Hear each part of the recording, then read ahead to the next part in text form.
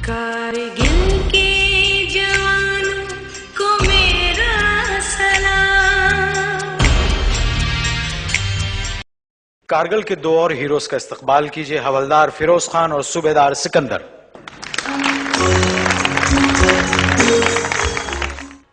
कारगिल में आपने जंग लड़ी। जी सर, लड़ी है। किस जज्बे से जंग लड़ी? हमने 1971, 1965, 1948 ये तीनों से अफजल जज्बे से लड़ी है सर, और इंशाल्लाह इसके बाद भी लड़ेंगे।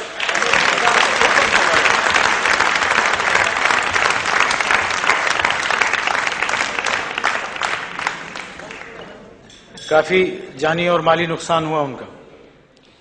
सबसे पहले 19 मई के सुबह 4 बजे दुश्मन के कोई 300 नफरी ने मेरे ऊपर अटैक किया सर। आप लोग कितने थे? हम लोग 7 नफरी थे। 7 नफरी। न्यू तनवीर मेरी पोस्ट थी, उस पे मैं अपनी डिप्टी सरंजाम। बहादुरी का क्या कारनामा है बहादुरी का कि 7 आदमियों पे 300 आदमी हमलावर हो रहे हैं। सुभान अल्लाह। इसे कहते हैं बहादुरी। जी, मैं 4 बजे दुश्मन को कैप्चर कर चुका था। मैं सिर्फ इंतजार में था कि वो क्लोज हो जाएं, उस वक्त मैं उन पे फेर गिराऊं, क्योंकि उनका ज्यादा से ज्यादा नुकसान हो जाए। अचानक खुदा के करना भी ऐसा हुआ, 5 बजे के करीब उन्होंने एक जगह में सटे कर लिया और मामूली उन्होंने एटी कुकर पर चाय की तैयारी किया, आधा कप चाय पियेंगे। जब वो चाय की तैयारी कर उस वक्त में क्लोज होते मैंने अपना गन का फायर खोल लिया, LMG का, जिसमें मछलियों की तरह मछली पानी से बाहर निकाला तो किस तरह उभरती, इस तरह बस बर्फ के ऊपर उछलने लगी। उनका दबाव बनाया। तकरीबन कोई 150 के करीब नफरी उसी जगह में लेट ही रहे। पूरा बर्फ का एरिया खून ही खून नजर आ रहा था, लाशों के ढेर लग गए थे। मैंने खड़ा होकर एक नारा लगाया और दूसरी बात मैंने उनको कहा, भाई साहब आ जाओ, अभी पीछे भागने का वक्त नहीं, आगे बढ़ो। हलवा मैंने तैयार किया है, मेरा नाम फिरोज खान है, मेरे साथ हलवा खाएं, फिर आप लोग वापस जाएं, मैं आप लोगों को कुछ भी नहीं करूंगा। लेकिन जो भागे उन्होंने न बर्फ को देखा, न उन्होंने बोल्डर देखा, न उन्होंने कोई खड्डा देखा।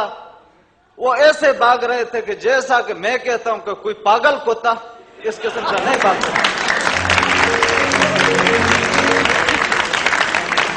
और उसके बाद मैंने पीछे से उनको आवाज दी कि वाजपेयी साहब को मेरा सलाम कहना।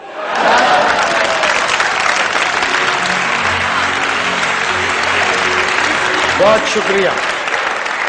उसके बाद तीसरा नंबर पर मैंने उनसे अर्ज किया, भाई ये तकलीफ आप क्यों करते हैं, आप आगे बढ़े, हम सब मिलकर कश्मीर को आजाद करते हैं। बहुत शुक्रिया। उन्होंने कहा कि छोड़ो इस कश्मीर को, हमारा जान को आजाद करो, हमें पहले छोड़वाओ, हमारी जान को आजाद करो। मैं उसके बाद सर जी काट ले सर, मुझे जरा मौका दे दें सर, मैं अपना जरा, ये आपका शो है, आप ही के लिए 4 महीना परेड का जो जंग लग गया हमारे दिल में, वो जरा आज निकालूं सर। बिल्कुल निकाल। अपने नाजरीन को मैं बताना चाहता हूं सर, बता दूं। जी जी बिल्कुल। उसके बाद 4 दिन तक उन्होंने अपनी डेड बॉडीज लगातार पीछे ढुलाई करते गए सर। हमने अपने कमांडरों से इजाजत लिया, लेकिन उन्होंने फेर करने का हमें हुक्म नहीं दिया। मैंने यहां तक भी अपना कमांडर कर्नल तनवीर साहब से अर्ज की थी, अगर आप मुझे इजाजत देते हैं तो मैं उनकी 50 नफरी को कैदी बना के आपके सामने ला सकता हूं।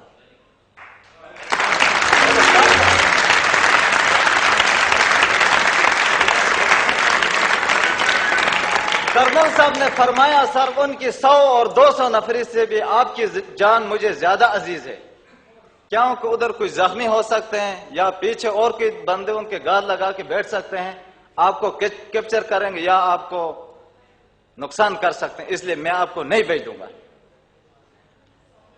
4 दिन उन्होंने लगातार अपनी डेड बॉडी ढुलाई किया। उसके बाद 5वां दिन मैं रखी के तौर पर मुझे शक था कि दुश्मन कहीं इस जगह में पोस्ट ना बनाए या स्क्रीन ना खोलें।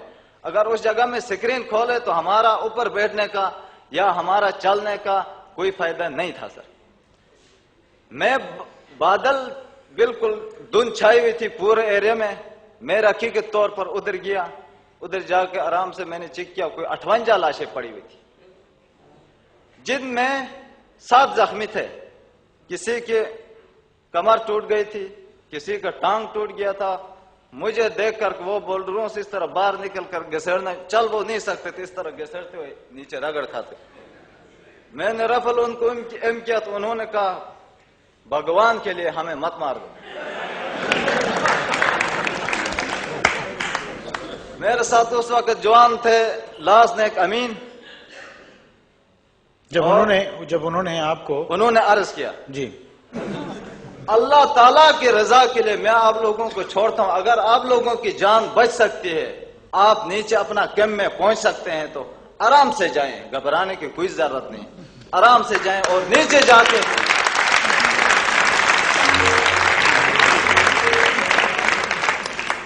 اپنے جوانوں سے کہیں کہ تازہ دم اس ایریا میں بھیج دے, کیونکہ یہاں پہ فیروز خان بیٹھا ہوا ہے. تازہ دم جوانوں سے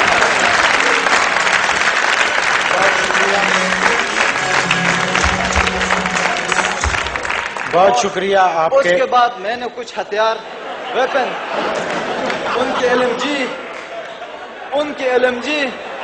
ان کے ویپن, ان کے راکٹ لانچر, ان کے وائرلیس سیٹ اٹھائے, کچھ امنیشن بٹھایا, اپنا پوسٹ کی طرف روانہ ہوا. جب دوسرا اٹیک ہوا تو ہم نے ان کے ہتھیار سے 8 گھنٹہ ان کے ساتھ مقابلہ کیا. ان کا ہتھیار ان کا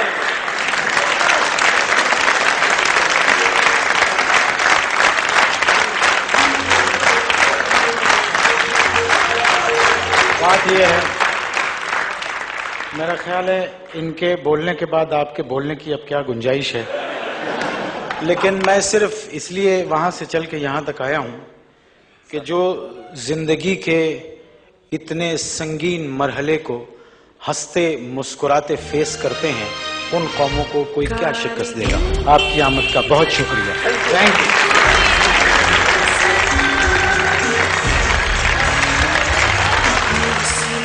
مہربانوں کو میرا سلام, جنگ کرتے رہے جو